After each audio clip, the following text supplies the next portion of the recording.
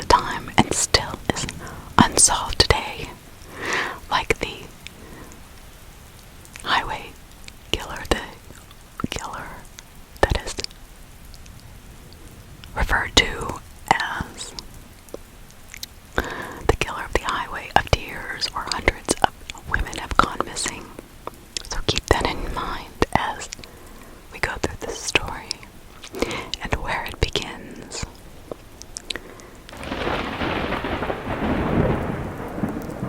So it's cold. One of those cold Oregonian nights. Of course, I did not have Iris with me. I was at the Salem Library. It was wet, rainy. I didn't think it was supposed to be this cold. I had to leave my truck back there because I ran out of gas. I could have sworn it said half a tank, but that old 1977 Ford was a clunker. God knows if it even reads the gauge correctly. Although until today it hasn't really let me down. So I don't know what is up with that. I'll check into that. The rain is coming down so hard it is slicing into my cheeks, and the wind is blowing into my face, and my eyes are tearing up. Just, and it's so hard that your eyes just can't help but flow tears, and you cannot see barely anything. I'm keeping my head down, my hood up on my jacket. And as I walk, I'm seeing a car approaching. And it must be my blurred vision, because it looks like it's coming straight for me. Why would that be? I mean, I am on a steep uphill terrain, but maybe they're out of control. I don't know what it is, but no, those lights are coming closer. I better jump off the highway, just in case. As both my feet leave the ground, I realize that I shouldn't have jumped so hard, so I kind of fall back and grab a tree. And as my feet scrape against the ground, pushing rocks over the 1,000+ foot ledge that drops off, I did not know was there. My heart starts racing, starts sweating, and I get real warm really quick. I look down into the darkness thinking, oh my God, I'm almost forgetting about the headlights that were growing stronger by the moment. This car was going to hit me. What in the is going on? I've been living in Portland now for almost a year, trying to forget what happened. But it seems like everywhere I go, it won't leave me alone. I don't know what it is. Whenever I'm without Iris, or if I'm out on a walk, I can feel it, I can hear it, I can almost see it. But I'm crazy. That's crazy. But I wasn't crazy that this big truck was coming to behead me, so I crouched down just in time as this huge black pickup lifted with enormous tires and dirt, mud, stuck heavily to the bottom of it, flies over me without even attempting to press the brake or slow down. I think it actually accelerated as it got closer to me. This is nuts. Who were these people? What? I look down at the truck just at the last moment. I can see the front seat pretty clearly. There is no driver's head. And I swear I see a woman in the back, screaming, staring at me, like, help me, please, as she disappears into the darkness of the cavern. I can hear the echoes of her screaming. I swear I can.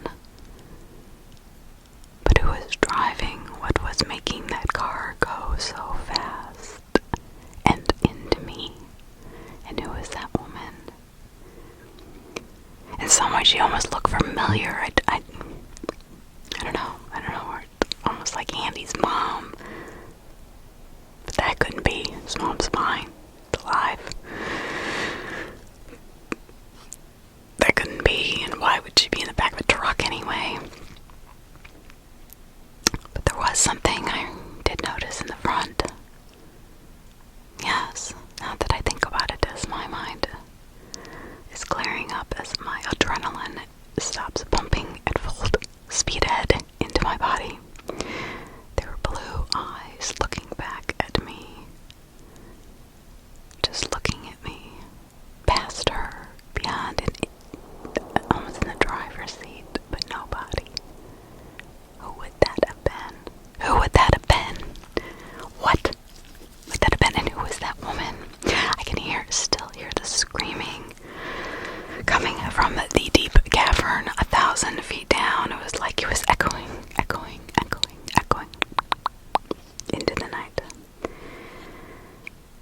But I kept on. That was not the first strange event that happened to me in the past year. I can tell you that much. It almost became like I expected it when Iris wasn't around.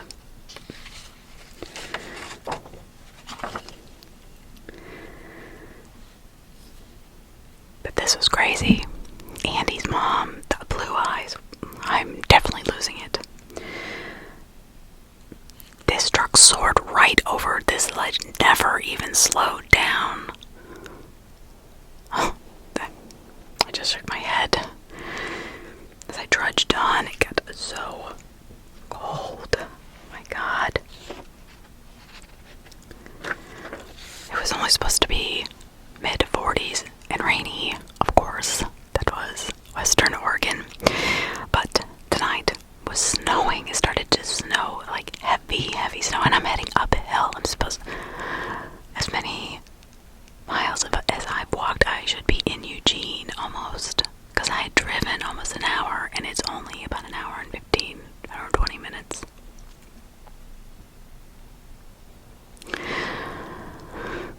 But I'm going uphill, like up into the mountains, and it is starting to snow. My feet are freezing because I just had tennis shoes on. I didn't have my boots. I was just at the library, and I wasn't wearing any clothes for this type of weather.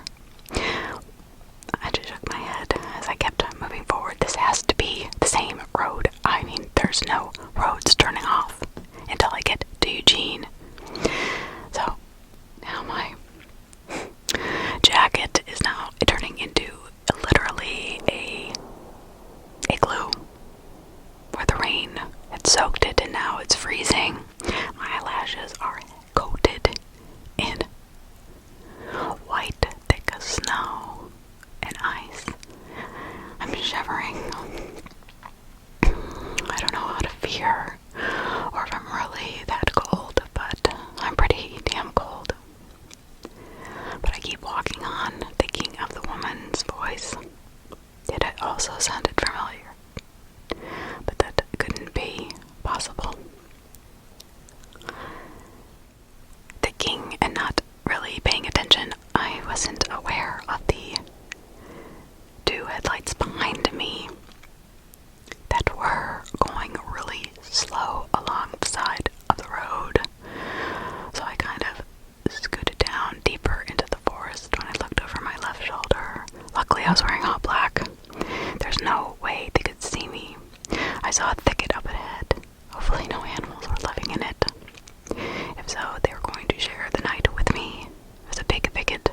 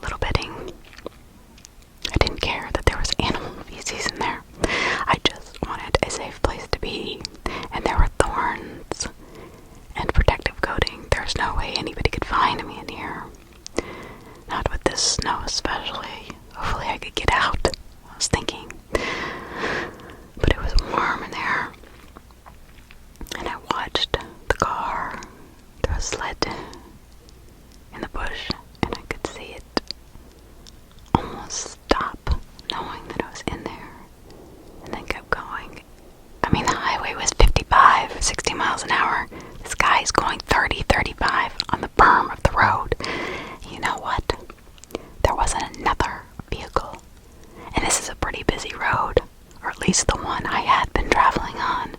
This is the main road up the coast. Everything was weird, everything strange. I don't understand most things these days, but I try not to. I must be dreaming. Yes, that is exactly what I'm doing. As questions raced through my mind about the woman in the vehicle, and those blue eyes, the blue eyes scared me. I'd seen them before a few times, I don't know, since the accident is what I called it to make it feel better.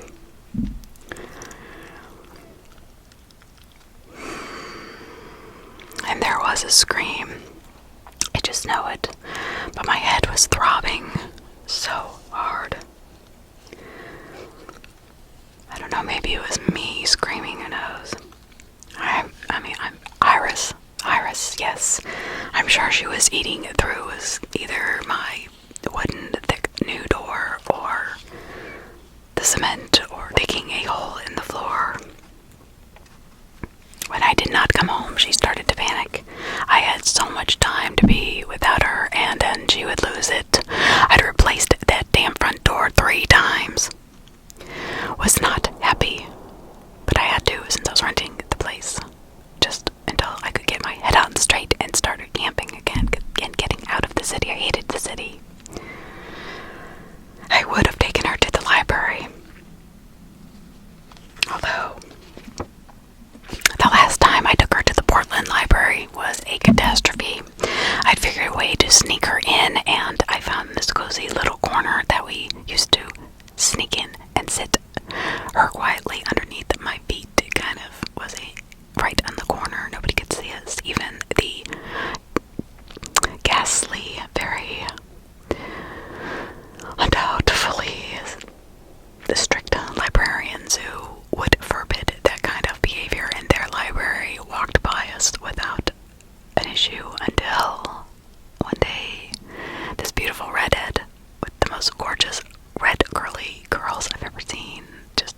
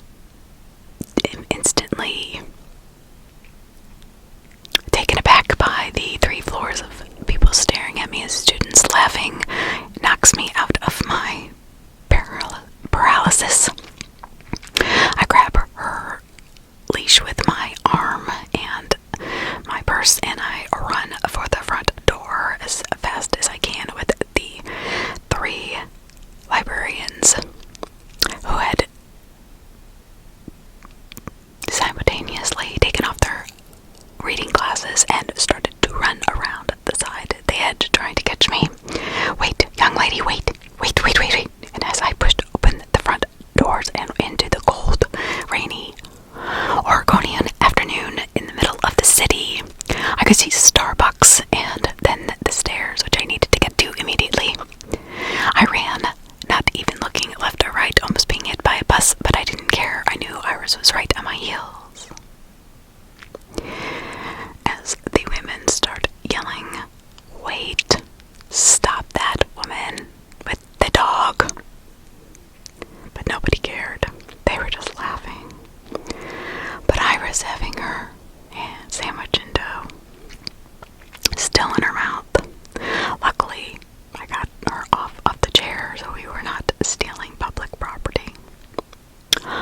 But the main woman said, "If you ever come back to my library, that will be the end of you. I will call the police." Okay, so that is how I ended up either going to Salem or Eugene, and I preferred the Salem library because it was on the coast and it was a prettier drive, but the night seemed different. Those eyes, I don't know. I thought as I sat in the thicket, kind of chuckling to myself, and then a terrifying feeling came over me. The killer had never been caught.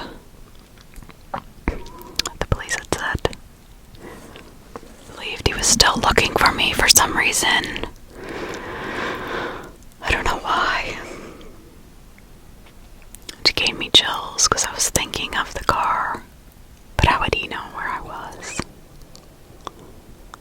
But the eyes and the black truck, that was strange. Anyway. I thought to myself, they never caught the guy. Wonder what happened to him. They did, though, discover there was more DNA. That was blood. It wasn't mine, though. Some was, but not all of it. But there was a lot of it. But unfortunately, the acetone, whether intentional or not, had destroyed a lot of the evidence. And the DNA profiles had been damaged, unfortunately. But they assumed that it was around 4, maybe more. And I hope they find those women somewhere. But they never did. They still haven't.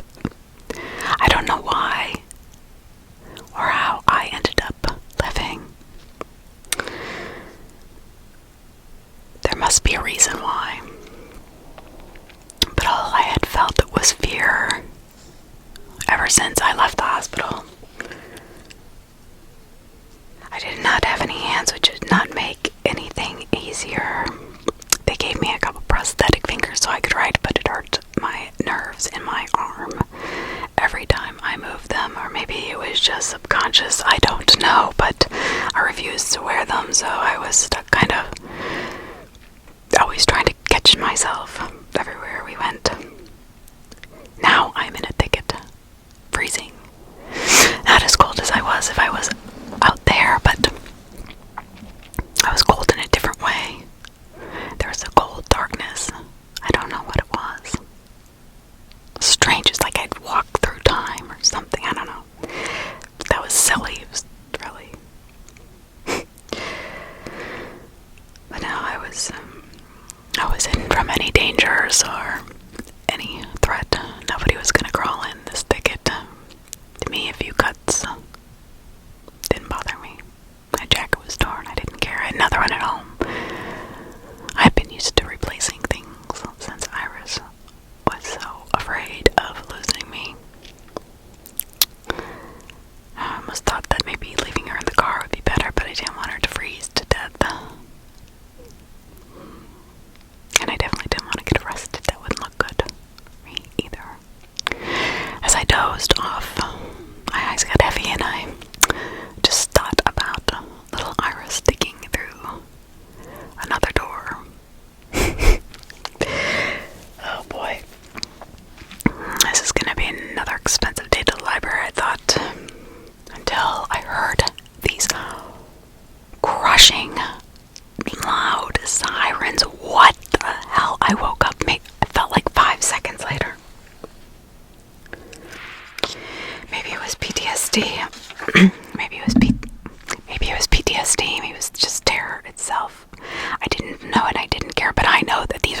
sirens and they were coming for somebody, and there were a lot of them. 10, 20, 30. I just kept counting. I scrambled to get out of the thicket, practically ripping my coat in half. But I didn't care. I had to know what was going on. If they had found the black truck and who was in it and what, and if they knew anything about the silver tan car. And as I was thinking about this, kind of brushing myself off, looking at all of the police officers standing about maybe 100 yards in front of me, maybe a little less, I don't know, someone grabbed my arm, realizing I did not have a hand, let go immediately in kind of shock. And he just stared at me. And I said, "Yes, are you okay?" I don't know, it's just, we have a situation here, and was wondering if you needed a ride into town or somewhere. But there was something about this man's voice that was all too familiar and all too eerie. I looked at his outfit, and it did not match any police department I knew around here, or highway patrol. It was just slightly off. There was something off about him. He said, "There's a killer on the loose." And I said, "Really?" No, I had not been informed. He said, "Yes, you didn't know." And then I read his mind. I was like, "You, not you." And as if he knew what I was going to say, went to reach for my jacket, and I let him have it, wiggling out of it as fast as I could. I ran, slipping, tearing my knee up, but that was okay. I just kept running and screaming as loud as I could, and into the group of police officers like a wild bull in a ring, getting away from the matador about to stab him with a huge sword. And I grabbed onto the biggest officer I could possibly find and fell into their arms, screaming. That man over there, talking nonsense, yelling about a truck and this other vehicle. He's like, calm down, calm down, calm down. Jody. Jody. Don't tell me this is you. I looked up at the officer I had grabbed him. He says, "Is this becoming your thing?" I said, "Apparently so, officer."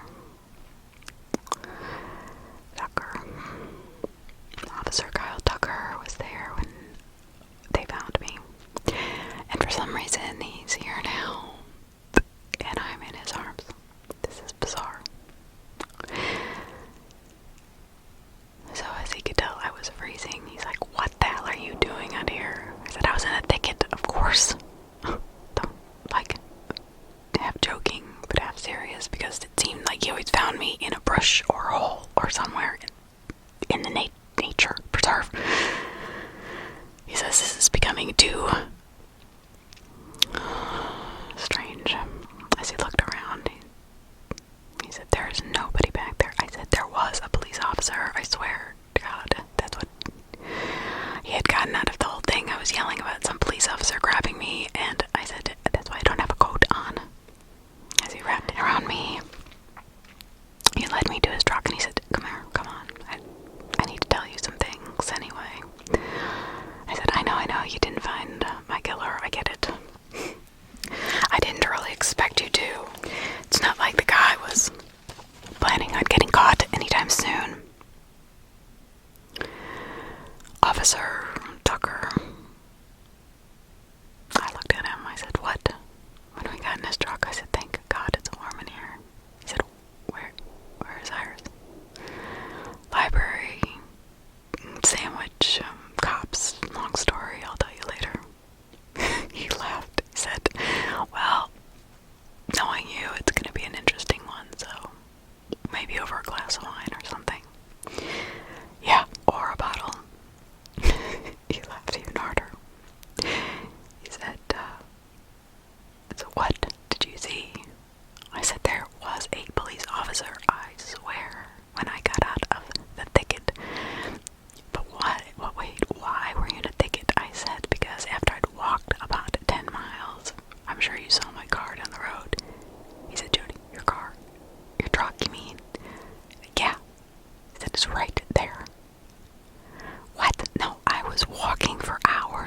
least 3 hours. He said, no, you weren't. He was confused. Weird look on his face. He said, look behind you. Okay, so there's my truck. I don't know what happened. All I remember is this black truck coming towards me with these high beams on. You know, like, the fog. They're fog lights for when the hunters go hunting and they can't find their way. He said, yeah. He said, those kind of bright light. And then there was blue eyes, and there was a woman screaming, and mud underneath the truck. It would have decapitated me if I hadn't almost jumped off, the cliff, but then luckily I caught a tree. He said, wait, okay, so how did you end up in the thicket? I said, well, after that, then I started to think about all these strange things have been happening to me since I came to Oregon, and I don't know, I started thinking just about people I know. Anyway.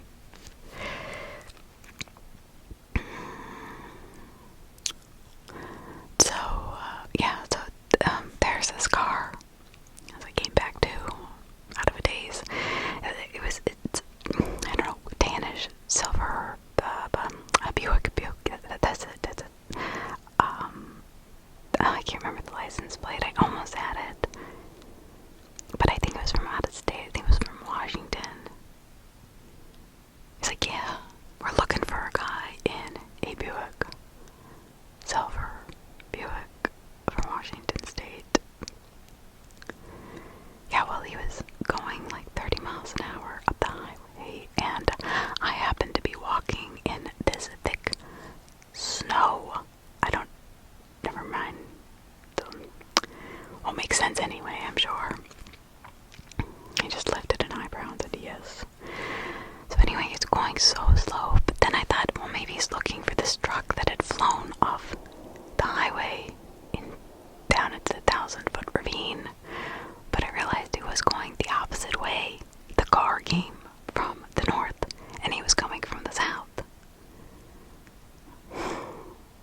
That is strange. Are you sure there was a black truck, Jody? Because there is no place in the brush or the trees or anything that indicated a big black pickup truck had gone through it and down into the ravine. He said, I promise you, officer Kyle, whatever, you know what I mean. He said, look, Iris is probably freaking out. Oh, right, Iris. Yes, she is probably eating through a door again. That dog is one of a kind, but she loves you. Yes, she does. Yeah. So, he rolls down his window all of a sudden. He says, I've got a canine hostage situation, to his commanding officer. Rolls up his window, peels out of the berm of the road with the little pebbles flying everywhere, kind of swerving side to side. I laughed and put my head back and started to feel free for some reason. And he laughed and he said, you're a wild one. I said, yes. I love to ski, I love to ride horses, I love fast cars, anything. He's like, yep, you're an adrenaline junkie. Yes. I've been told that before. So, how fast does this baby go? I know you haven't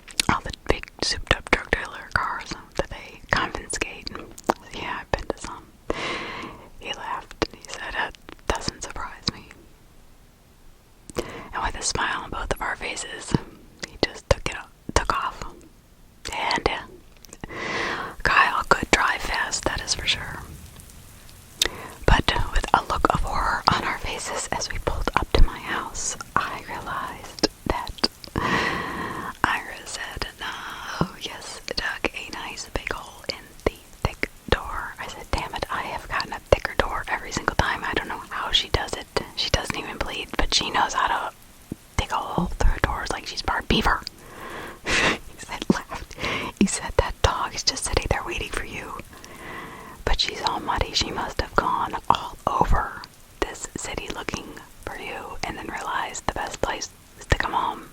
She is smart. Yeah, too smart for her own good. Iris, damn it. I got out of the truck yelling at her, but she jumped into my arms and with almost a relief, I was happy to have her. And she did save my life, so how could I be mad at such a face? Her tongue hanging out of the side of her mouth like nothing happened. Like, look, Mommy, look what I did for you to find you. Thank you. Great. I said, Iris, well, now that I've spent all of my savings on buying new doors and fixing the walls, where are we going to sleep? I'm not sleeping outside yet. I haven't come that far. You can stay at my place, Kyle said unexpectedly. I think he surprised himself. I looked at him and I said, are you sure? It's kind of a lot to ask of an officer who had just saved my life a couple times. I said, you don't even know me. You don't even know if I'm the killer. Maybe I am. He laughed. He said, no, you're too small. He said, and you're too loud. I didn't know whether to be insulted or complimented, but I shrugged it off anyway. He said, get in the dang car. You can stay with me until, well, whenever. It's lonely at my place. Well, you must have a wife or kids. As I looked at him, just shook his head no. He said, I don't have any family. I said, a good-looking guy like you. I said, any woman would be lucky to have you. Hardworking, attractive, full of personality. He said, oh yeah, that's me.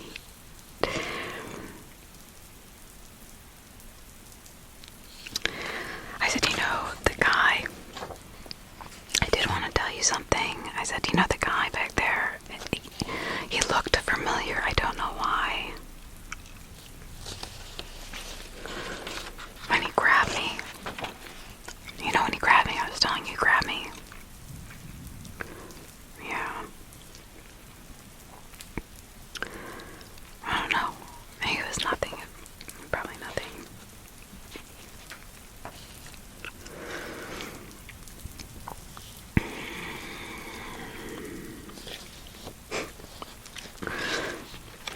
Then I started laughing. He said, how do you go to one thought to another so fast? I said, it's getting easier. That's how I deal with not getting into the darkness. The darkness. Yes, where they can get in. Never mind, it's a long story. The darkness, huh?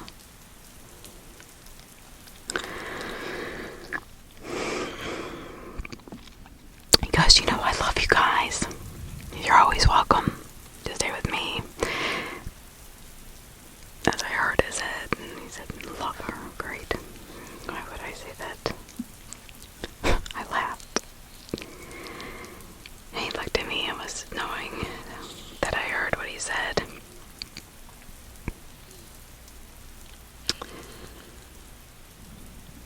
So, to your house. We both got in the truck with Iris and some of my things. He said, bring more than that. You're gonna stay a while. I need to tell you some things. Kyle said, he said, it's, you know, like real life stuff. And I said, and the rest is what, fake life? He said, no, just, you know how you asked if I had a family? I said, yeah, I just assumed you were married or something. He said, no, they were all killed. What? Yeah, right, around the time I found you. I came home and they were all dead. Right after my brother committed suicide. Your brother committed suicide. I said, wait a minute. Andy isn't your brother, is he? Andy had a brother, but I didn't know this was his brother. What is going on around here? I said out loud. He said, what do you mean, Andy? I said, I knew Andy. I lived next door to him. I knew your mom. I mean, I saw your dad.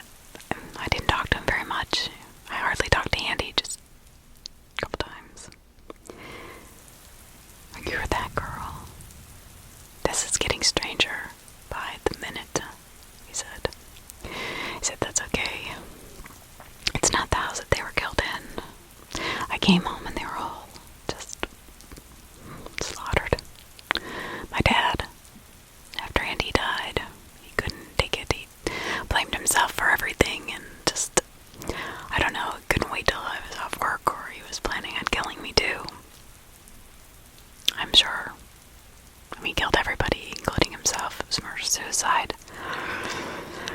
So, yeah, I inherited all the money and got rid of that house because I just could not stay there. The darkness, that darkness you're talking about, I know well. It's too heavy. It's there all the time. And if I let it in, yes, don't let it in, I said, gulping a little bit. Yeah, the darkness, it's there, and I live on 300 acres now, and I'm in the middle of nowhere. Nobody will ever find you. And my one eyebrow went up. I said, fantastic, this is sounding even better by the minute. Should I bring my gun? He said, no, I'm not going to kill you. I meant for your own protection. I will call your parents. I will give them your address. Everybody will know where you are. My sergeant, there's going to be plenty of policemen. I said, why? Well, that's what I wanted to talk to you about. See, you actually are not crazy. You have been being followed, and I have been too for some reason. The killer wants us both dead. What? I thought he was some method crazy. I mean, I couldn't even tell you what he looked like. I mean, he had hit me so hard. No idea. I mean, maybe he's tattoo, but you knew that. He said, I don't know, but I feel him. He said, just do me a favor, Jody. As he stopped at a stoplight, he put both his hands, his heavy hands, on my shoulders and looked me in the eyes. But they looked different. They were glowing green, just like Andy's had. And I stared at him with this strange look apparently on my face. He said, do me a favor and don't. I know all about your abilities. Don't use them, please. Just do me that one favor as we pull into the driveway, please. Just don't. Just forget about it. Just your eyes. Andy was your brother.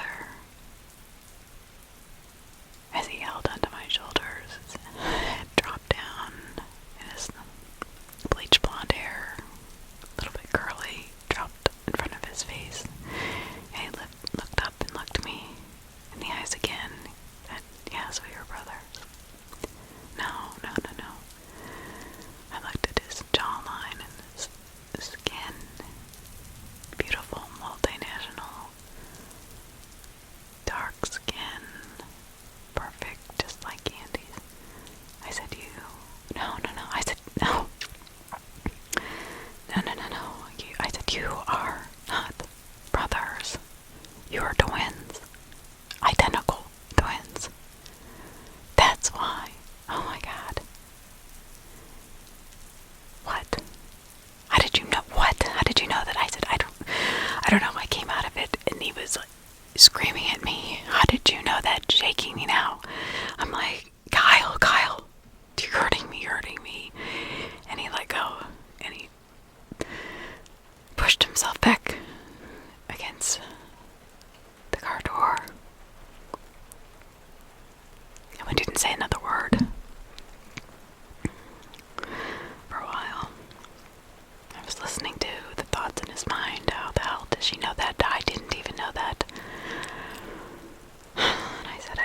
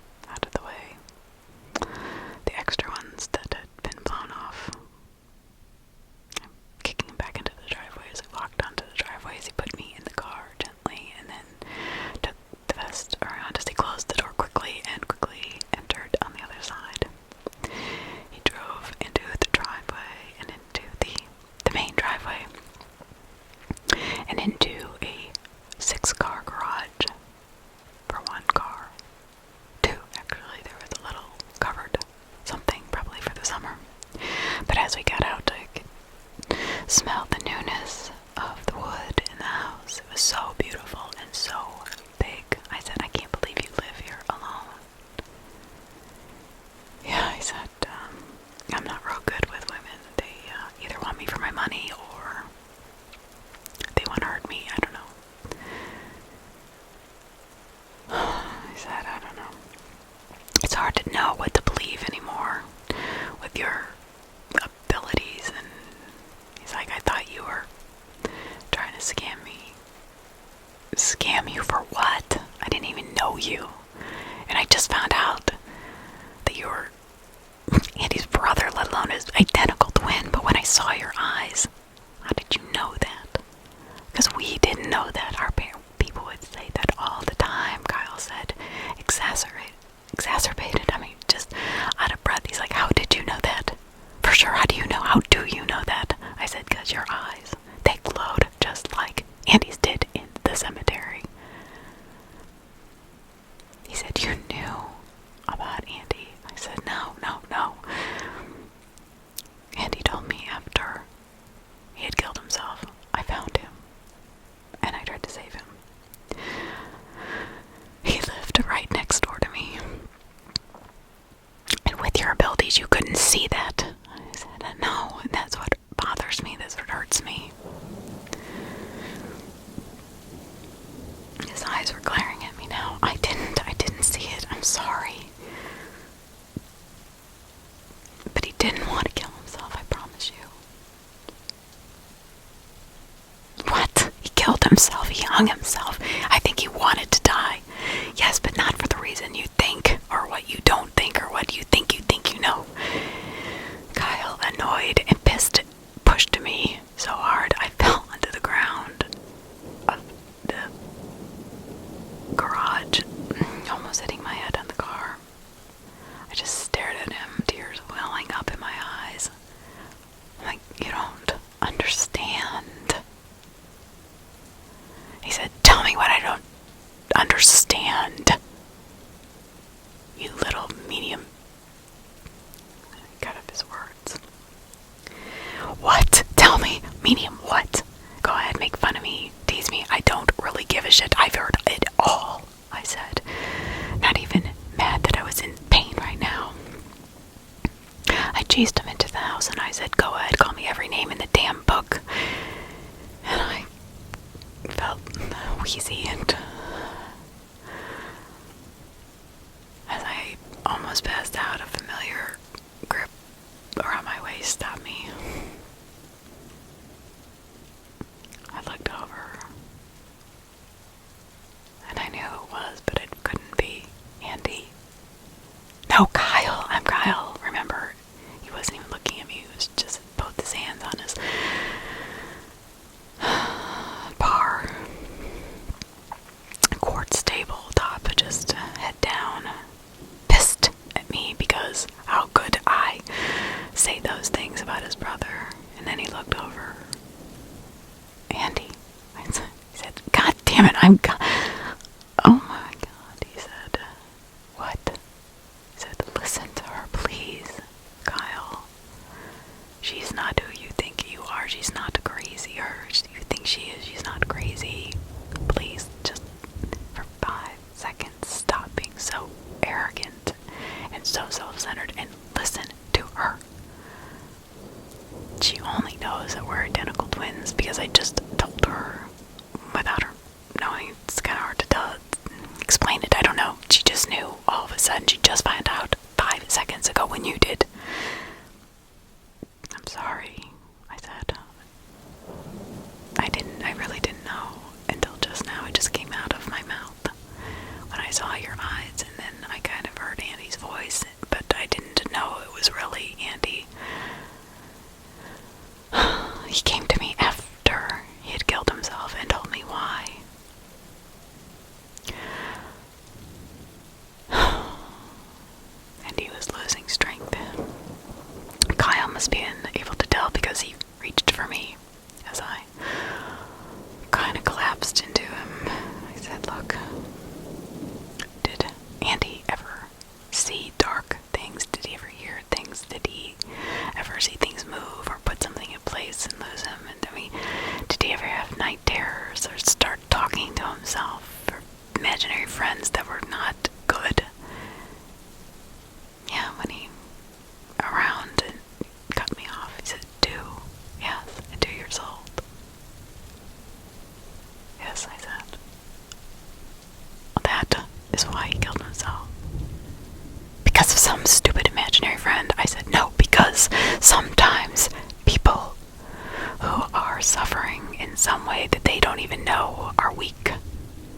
emotionally and not able to fight off the entities around us that are trying to get in, like you're talking about the darkness. That is what is trying to get in. God damn it, Kyle. Listen to me for 5 freaking seconds. His eyes got wide. He said, look. Please. There was a demon, not a ghost. They're different. A demon that attached to Andy. He had to kill himself. He thought it would relieve his suffering. It was the only way to relieve his suffering. He had gotten onto drugs, drinking, all that because he was trying to ease the pain of what he saw day in and day out. It would not leave him alone. It was eating him alive. Kyle said, I don't know if he believed me or not, but he sat down, put me on his lap. He was a big guy, bigger than Andy was. He must have worked out, or I don't know. He definitely never did drugs, so. Look, as he tilted me back on him, pulling my legs up over his, almost like a baby. I had no more strength. I just put my head down on his shoulder, and he said, look, yes, I know. I was the only one who believed that there was something after him. But my parents swore we were not identical twins. They showed us birth certificates, Jody. They showed us everything. He was 2 years ahead of me in school. They made sure that he was first, and then I came later. I don't know who I stayed with. I don't remember that far back, but Andy seemed to. And it was when I came that the darkness came. Does he blame me for that? No, matter of fact, I didn't even know that. What never went through his mind. I would have heard that.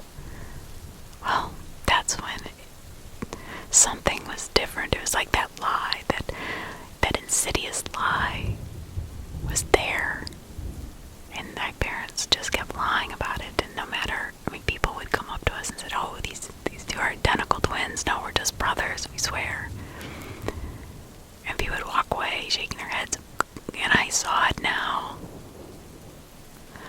I said to Kyle, I see it now. I didn't before, really, because I didn't put it together, and you're so much bigger than he was. I mean, he was just so thin from all the stress and from doing so many drugs and drinking and abusing himself. I said, but you and him, when I was looking in your eyes and I saw your jawline and your face, I saw Andy exactly like he replaced you in my mind.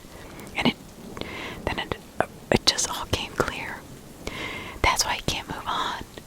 Because you're identical twins. And that's why the darkness is following you. Because, as you know, identical twins are not supposed to be two people. They have the same DNA. They are split down the middle. But with you guys, it was even different, more different. Why do you say that? Because, and maybe you know this, maybe you don't, or thought this. Well, obviously you didn't. Maybe I shouldn't even tell you, are you going to hit me again or throw me back? He said, no, I'm sorry, that's not me. It's just shocking. That's something I was expecting you to say. Well, Andy said that it's because you actually, the doctors, you were one person, you were one embryo, and you split after that, and that is not possible. Guys, look. Was of difference. He said that, Jody, that's not possible. I said, it is. That's what happened. That's why your parents kept it a secret. I don't know if they thought that you were a freak or if, I don't know. I have no idea. I can't read their minds. They're gone.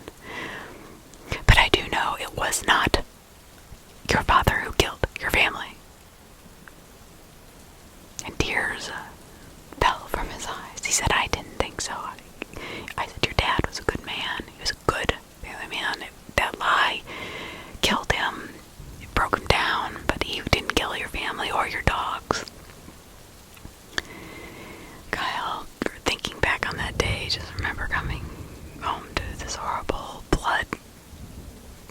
said it was just everywhere, and all of the walls, and just like they had sliced his family in pieces, and the dogs. Taylor and Mom, it was horrible. It was horrible. Jody, it was horrible. I can't even imagine. Kyle, I'm not pretending I can. But I can tell you this.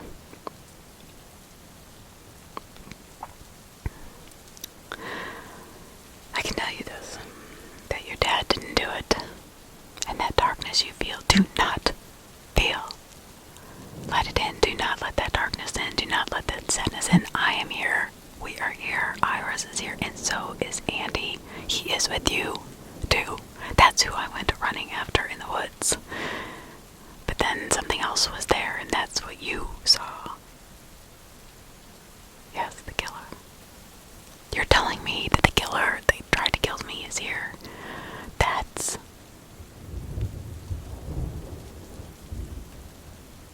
Oh my gosh. What? Kyle said. No, I need to lie down. I just... Can I lie down, please? So it lifted me up.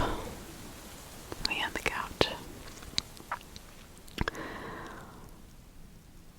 That's why you cannot. Anyway, that's why Andy's been following you to make sure that you are okay. Like, look, Jenny, I gotta go back to work. Kyle said all of a sudden. He's like, you know, we'll talk about this later. I said, well, wait, hold on, do me one thing. Will you bring me home some Prosecco? He laughed, he said yes. Oh, Mom. Well, it's big enough for 2 of us. 3 of us, actually. Well, 4 of us if you include Andy. He laughed, enjoying the fact that I could see his brother, I guess. And so did he when he saw him. And I think he believed a little bit more, but he still was confused. I said, but wait. You have to listen to me. Listen to me. And I sat straight up on the couch. I said, look, there's one thing you cannot kill this man. He came to me in a flood of emotions. I said, this man. Okay, I get it now, Andy. I get it. He said, I'm Kyle. I said, no, I mean, I can hear Andy too. It's hard to explain, I don't know.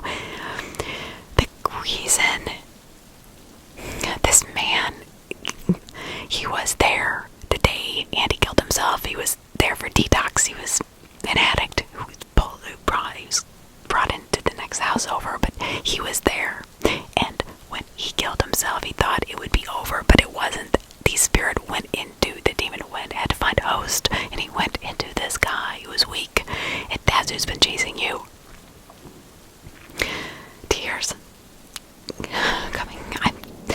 I don't know if they were from fear or anger or stress or being tired. I don't know, but I just started to cry, and I don't know why. I'm sorry. Look, I said, I just do not kill him. Tell your men not to kill this man, please, please. I don't want to lose you either. Or either of you. But he needs both. And Kyle cut me off of both to complete the transformation. Yes, there's something very special about the 2 of you. I don't know what it is right now. It has to be something with the fact that you are twins, identical twins, and that there was a reason why you didn't know, why your father didn't tell you. That is so bizarre. I don't know why. Kyle, I know you gotta get to work, but please, just do me this one favor. Just don't kill this man, or he will go into you. I promise you, he will take over you.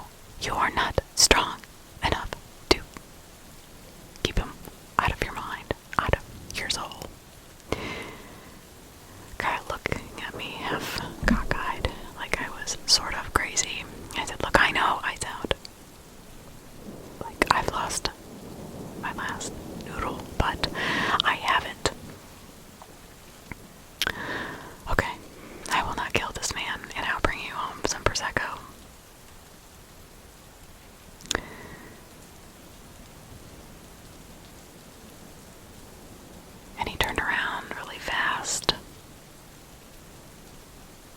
like he was gonna pass out. And I said, Kyle, are you okay, Kyle? And his eyes turned silver. And the room got really quiet. And it was just before that it got very heavy, just as he was about to put on his coat and walk out the door. And everything was so painfully quiet, my ears hurt. Where were we? Oh, and Andy. I could feel the warmth of his hands on mine. And as I turned my head, I rubbed his cheek with mine, but it was warm. And he put a finger up to his pink full lips, and he, like a manner, he said, "Don't say anything." As I watched him enter Kyle's body, and I must have been in like the netherworld or the middle world or afterworld or whatever they call it. It's the in-between worlds from the dead and living. It was the silence of death that I heard. But as Kyle realized Andy was a part of him, it kind of woke him up, and we were all of a sudden thrown back into life. And even though the sounds were welcome to my ears, the pain in every nerve in my body was not welcome. Crossing worlds was not good. I've decided for the human body to do. He said, "I'm sorry I had to do that." But wait. As I remember, after the pain of coming back to this world, there were hands reaching, claws, like sharp talons grabbing for you. Yes, that is the darkness. And I have been half running from him and have been held captive by him. But now I have my brother. And I said, we both said, Kyle, Andy. And I mouthed to Kyle. I wasn't sure who I was talking to. It was kind of a strange moment. But Kyle said, yes, it's me. And then I said, Andy. He said, yes, it's me too. I said, oh, you got to be kidding me. You are the same person now. Yep, apparently we are. Kyle apparently felt whole again, and so did Andy. Apparently in a bizarre twist of fate, they were never supposed to be two different people. And I guess that's what kept their parents from telling them the truth. I don't know why, but whatever was back there in that netherworld, between world, whatever was trying to grab him, was here with us, and he was just as real as the both of them. I don't know, what do I call you? Kyle. I laughed, teasing them. But they, as if they could read my mind, said, we think you're cute too. And they kissed me on my cheek as I turned away, thinking, oh my god, you cannot. They said, yep, we can. And I said, well, just be, a little careful with that. And they said, well, at least we know how you feel. Great, I said. Yes, I had feelings for both the brothers, but they didn't have to know that. But now they did. They said, think of it like, 2 for 1 at Chili's. So great. All day long. From noon to close. I laughed as they both, oddly I could see them both. That was the strangest thing in one person. They kind of skipped out the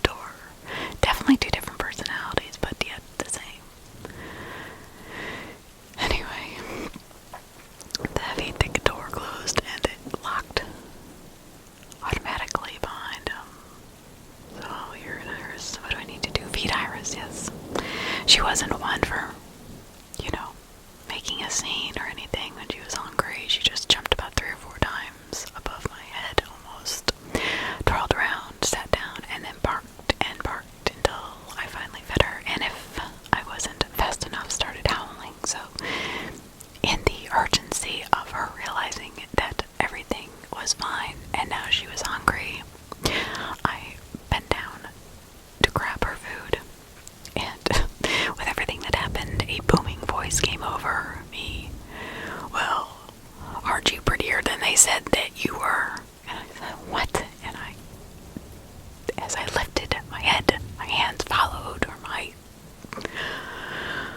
partial arm followed, holding the bag of full dog food, dumping it on the floor. Great. Iris did not need to gain any more weight, but anyway. Hi, I'm the chief deputy sheriff here. So you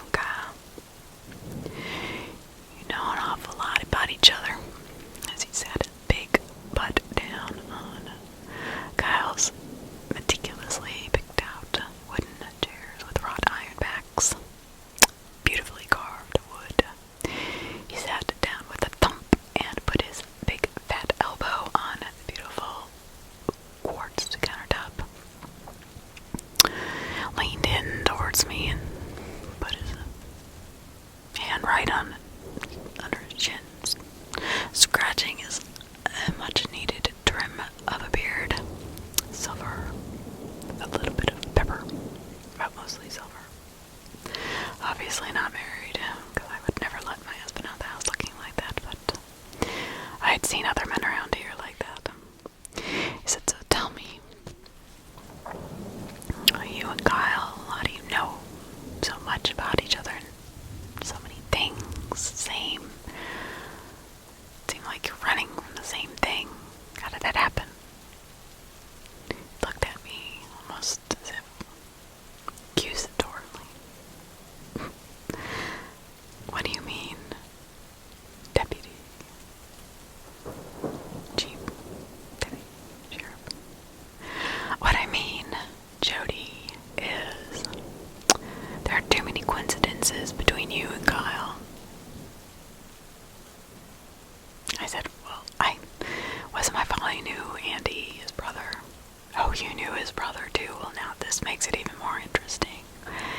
So, did you know about his family being slaughtered?" "No, I didn't know that till a few minutes ago." "You don't seem very upset." I said, "Oh, I was. It's been a long day, Chief Deputy Sheriff." And he said, "Okay, but I'll be watching you. There's something I know all about you." I said, "Look, Chief Deputy Sheriff, I don't want to hear any of that knitting, sewing, circle, bull crap talk down at the station. You got me? This is a serious case. It's not to be made fun of. I don't want to hear this medium crap or medium this or psychic or anything like that. I want you to be professional, because I know you're a chatter. I can hear it in your mind. And don't you think that I had anything to do with their death or this man that's following me, because I would not lose my life, practically my two hands, and well, so many other people that I cared about." "Fair enough," he said, a little surprised, because I was gonna prove to him that I wasn't a fake. I don't know why I had to prove everything to everybody. That was really driving me nuts about this. Why would anybody know anyway? Damn it, Andy, I thought. If it wasn't for you, I wouldn't be here, so thank you. It was a conundrum, you know, dichotomy, just one way or the other. A little bit of both, I guess. But the sheriff, he didn't like me for some reason, and I didn't really like him. And he wanted to talk to me about something, but I couldn't hear him as I was now picked up my luggage, grabbed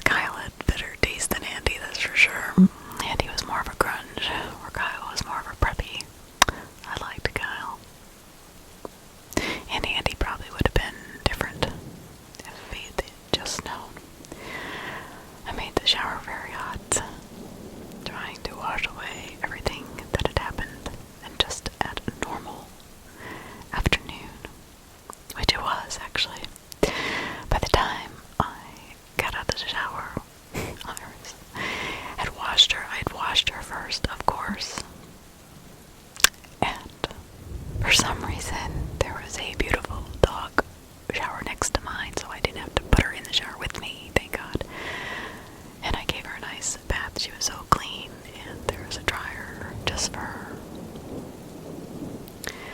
After my shower, I wrapped a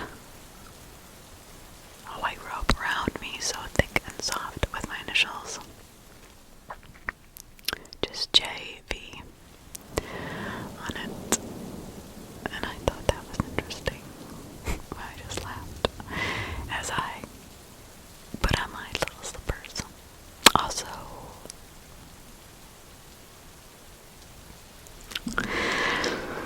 so as I drifted off,